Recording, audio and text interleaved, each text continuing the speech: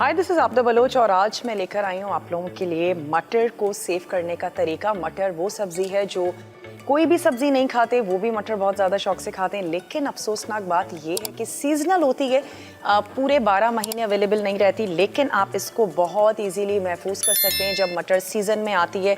मटर को सिंपली आपने छील लेना है। छील लेने के बाद इस तरीके से आपने उसके दाने निकाल लेने हैं। एयर बॉक्स कंटेनर में आप इसको बंद करके रख लीजिए। आपको कुछ ऑयल नहीं लगाना, कुछ भी नहीं करना। उसके बाद सिर्फ एक चीज़ का ख्याल रखिएगा, जब भी आप फ्रीज़ हुए हुए मटर को यूज़ करने जा रहे हो, आपने उसको डिफ्रॉस्ट नहीं करना, आपने उसको काउंटर पे नहीं छोड़ना, डायरेक्टली उसको पैन में ऐड कीजिएगा।